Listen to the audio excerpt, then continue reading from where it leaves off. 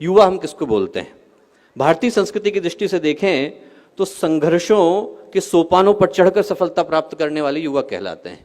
लाखों वर्षों तक कोयला घिसा जाता है तो हीरा बन पाता है, भट्टी में सोना तपा जाता है तो कुंदन बन पाता है, प्रकृति के प्रतिरोधों को सह सकने वाला बीज वृक्ष बन पाता है और धाराओं को चीरने वाला तैराक बन पाता है। जितनी भी परिभाषाएं हैं, जितने भी उदाहरण हैं, वो सारे के सारे युवा व्यक्तित्व के, युवा सोच के, युवा चिंतन के उदाहरण हैं। संघर्षों को सौभाग्य की तरह वर्ण करने वाले युवा कहलाते हैं, क्योंकि हमारे देश में युवा उम्र से नहीं दृष्टिकोण से तौले जाते हैं। हमारा देश अद्भुत देश, जिनका जीवन ठहर गया है, जिनका उत्साह ठंडा पड़ गया है, जिनके अंदर क्रांति की संभावनाएं जन्म नहीं लेती, जिनके मन में समाज को बदलने की, संस्कृति को उठाने की, राष्ट्र को बढ़ाने की सोच करवटें नहीं बदलती, जिनकी रगों में उमंग का, उत्साह का, उल्लास का उबाल नहीं आता, जिनके हृदय में दुखियों को, पीड़ितों को देखकर दया नहीं आती, करुणा नहीं आती, वो 18 के हों, 20 के हों, 22 के हों, फर्क नहीं पड़ता, उनका यौवन चला गया है, जवानी खो चुके हैं, वो लोग बूढ़े हो चुके हैं।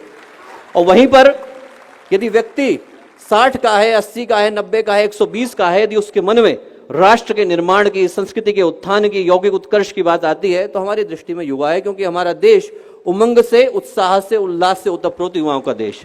एक ऐसा देश है जहां पर 89 वर्ष की उम्र में गोस्वामी तुलसीदास रामचरितमानस लिखने के लिए बैठते हैं। एक ऐसा देश है जहां पर 120 की उम्र में तैलंग स्वामी दीक्षा ग्रहण करते हैं, 118 की उम्र में नागार्जुन समाधि की यात्रा पर निकलते हैं, और 4 वर्ष के ध्रुव, नचिकेता, प्रहलाद, लिस्ट एकदम इनॉर्मस है, उपमन्यु, दालक, श्वेतकेतु, अष्टावक्र, ये सब जन्म से योग का ज्ञान लेकर के आते हैं। क्योंकि हमारे देश में युवा होने का मतलब उम्र की निर्धारित कैटेगरी में होना नहीं होता। हमारे देश में युवा होने का मतलब राष्ट्र के प्रति, समाज के प्रति, संस्कृति के प्रति सही जज्बे का और सही जोश का होना होता है। और दोस्तों, आज की तारीख में अपना देश, अपना समाज ऐसे युवाओं की तलाश बड़ी शिद्दत से कर रहा है, बड़े दिल से कर रहा है। क्यों?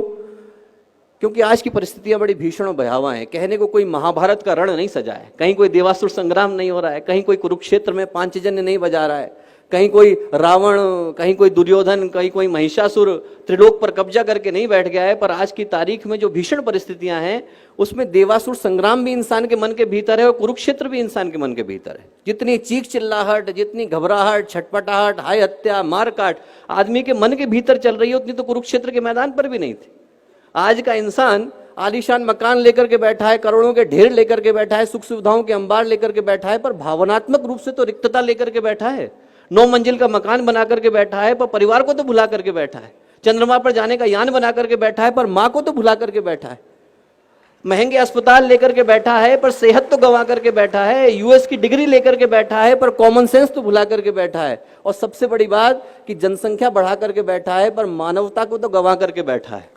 तो दोस्तों, यदि ये सब कुछ ऐसा ही चलता रहा जैसा आज हम देख रहे हैं, तो हम अपने बच्चों के लिए शमशान घाट छोड़ करके जा रहे होंगे। हमारे बच्चे हमें कभी माफ नहीं करेंगे। इस दुनिया को बदलने की आवश्यकता है, और इस दुनिया को बदलने के लिए ऐसे व्यक्तित्वों की आवश्यकता है जिनका जीवन उन प्रकाश स्तंभों की तरह से हो जो भटकते राहियों को दिशा दिखा सके, जिनका जीवन उन टिमटिमाते दीपों की तरह से हो जो घटाटोप अंधियारे से लड़ने का साहस रखते हो, जिनका जीवन उन नींव के पत्थरों की तरह से हो जो अपने कंधों पर इमारतों को उठाने का दम रखते हो, जिनका जीवन उन नाव के मस्तूलों की तरह से हो जो धाराओं को चीरने का साहस रखते हो, जिनका जीवन पूज्य गुरुदेव की तरह से हो, एक ऐसे व्यक्ति की तरह से हो जिनने अपने जीवन के 58 वर्ष किसी से मुलाकात नहीं करी और बाकी के 22 वर्षों में 3400 किताबें लिखी और सारी की सारी फ्री अवेलेबल करा दी, कोई ले जाए उसे, no copyright, anyone can have it.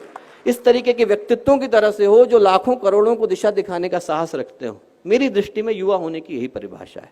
जिसका जीवन पवित्रता और प्रखरता की परिभाषा बन जाए वो युवा कहलाता है। और इस देश का सौभाग्य है कि आज हमारी 70% आबादी युवा आबादी